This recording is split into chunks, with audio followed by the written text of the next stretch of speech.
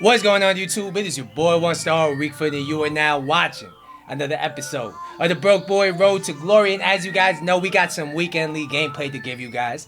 It is very sweaty as usual. But before we go any further, I'm gonna open this SBC pack. So there's a foot freeze challenge that they dropped today, and you get a small rare gold players pack, which is not bad. It's not a bad value. I actually probably submitted too many cards, like too many rare golds than I really needed to submit.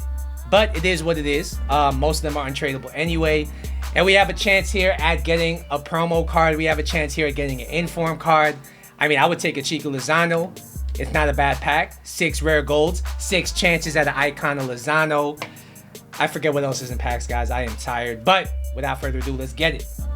Small, rare, gold players pack. Can we at least get a board? A board and I'll be happy. A non-duplicate board and I'll be happy. What are we saying? It's going to be a board at least, it looks like. What's the flag going to be? Argentinian, CM, and it's going to be Banega.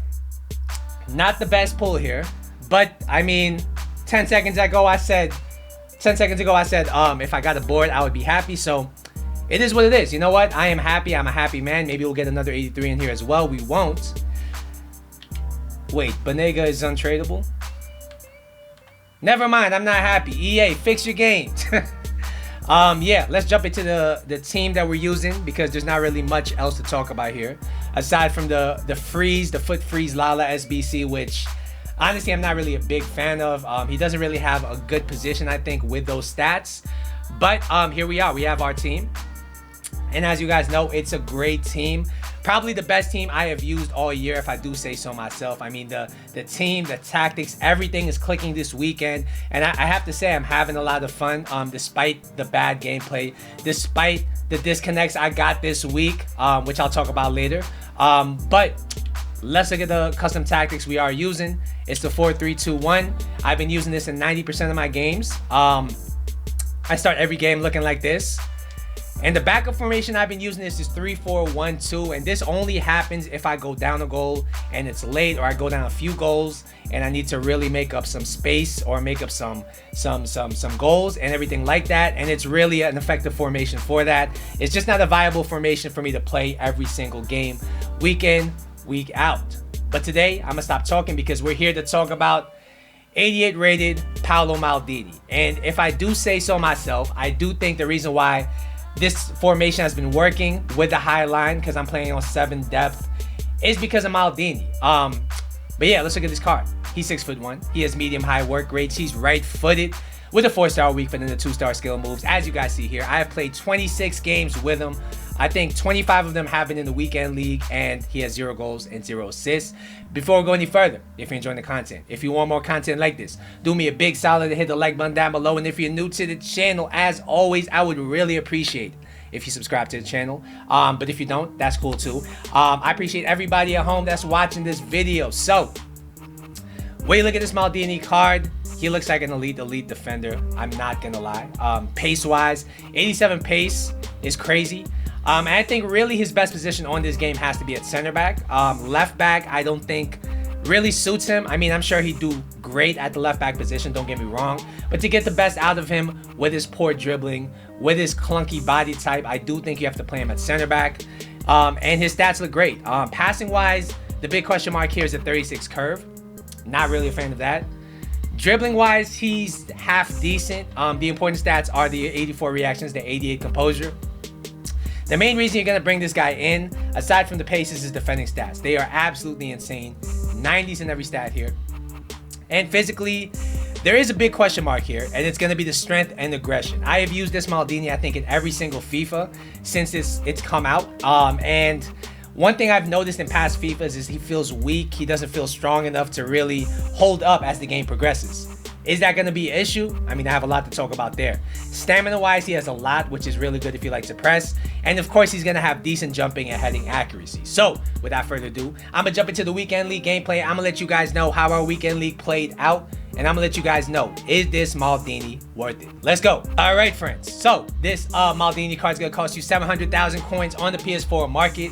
Is he worth it? I would say if you're bringing him in to play center back, he is absolutely worth it. We're going to break down the stats. So, first we're going to talk about his pace. He has 87 pace. In my God, does this guy feel rapid. He never gets beat on the counter. And even if you miss a tackle, he has the recovery pace to catch up to any attacker on this game. I don't care if the guy has Mbappe, if he has prime icon Ronaldo, this Maldini is going to catch up to them with his long legs, with his pace. And overall, I got to say his pace is a 9.5 out of 10.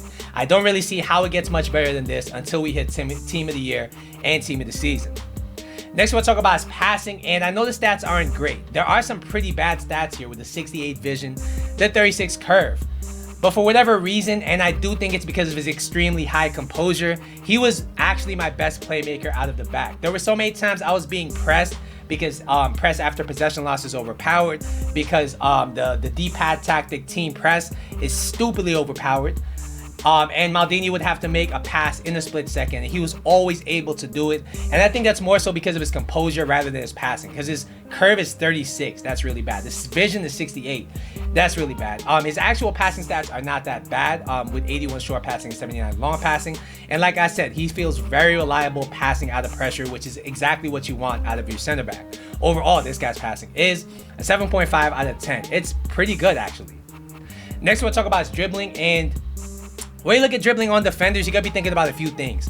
The first thing is the agility and balance. It's 67 and 69 respectively, which is by no means elite, but it's actually pretty decent for a defender. I mean, compare him to Varane, and he feels a lot smoother. And what you gotta look at as far as the agility and balance is not only the ability to not get turned, but also the ability to jockey and everything like that. And he feels extremely quick to jockey, very responsive.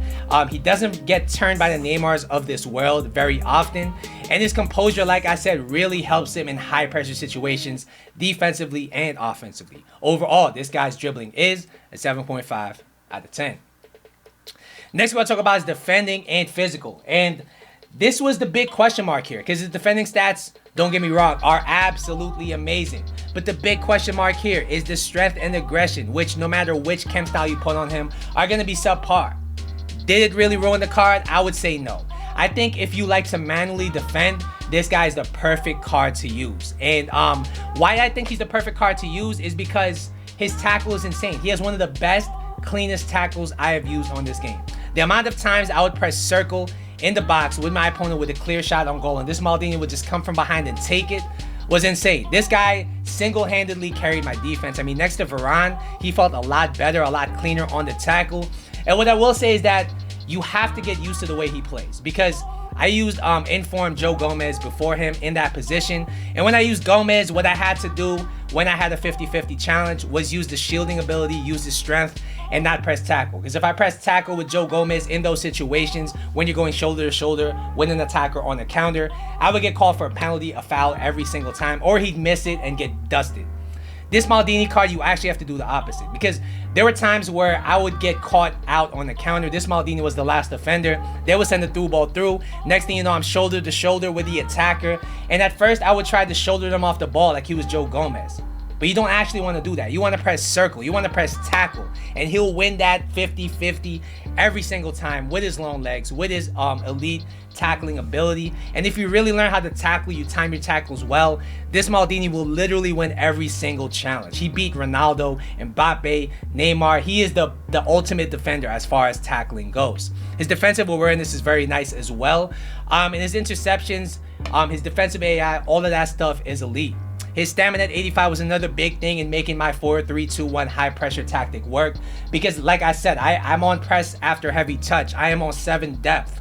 And having somebody with 85 stamina was actually a game changer in this regard. Varane next to him would be tired in extra time. If I went to extra time, this Maldini card never got tired. Overall, I have to give his defending a 10 out of 10 and his physical an 8 out of 10. If you get used to having to play more aggressively with him when you manually defend, if you like to manually defend, this guy is an insane card. Alright guys, so what's the final verdict on Maldini? I think if you're the kind of player that likes to play positional defense and use bigger defenders like Van Dijk, like Joe Gomez, maybe you should go for a Rio Ferdinand when you're looking at defenders on this price range. But if you're the kind of player who likes to play a high line, you like to manually tackle, you like to play very aggressively, then this Maldini is the perfect card for you because he does not lose a challenge. I played with him in a full weekend league. I played with him in rivals, in squad battles, and it is always the same. Overall, as a defender, as a center back, I have to give him a 9.75 out of 10. He's one of the best defenders I have used on this game so far. Alright guys, so you might be wondering how my weekend league went. In last episode, I gave you guys the warning, I gave you guys the heads up that I might not have time to finish this weekend league. Like I said, I am working a lot this weekend. I have gotten 9 hours of sleep in the past 2 days combined. So I came into today and honestly, I was trying to hit gold 3. And we did that in sweaty fashion actually, because I was at the point where I was 13-5. I needed one more win for gold 3, which is easy, right? First opponent to get gold 3. I go in there at halftime, I get disconnected after being up 1-0 dominating the game. It is what it is. I go back into FIFA and somehow it didn't get counted as a loss or a win. It didn't even get counted as a game. So I went straight into another game. I'm down 1-0. I get disconnected again. And this time I really can't blame FIFA. I can't blame EA because that was my internet connection. My entire internet connection in my house went down for like 10 to 15 minutes. I reset the router, everything like that. I went into another game and I finally win on penalties to finish 14-6 with 2 disconnects. And honestly, I think it's a good finish for us. If I had more time, I think I probably would have hit gold 1 with the way I was playing. This formation with Maldini in it is just a great formation for me. I'm really controlling the games. And having Maldini there instead of informed Joe Gomez has been the difference this week. Next week, I will be looking to hopefully finish gold 1. I am off all weekend, so we're going to try and push. If we get it, we get it. If not, you know, it's all good. So that's going to be my episode for today. Once again, don't forget to like and subscribe. I will see you guys in the next episode, but until then, later.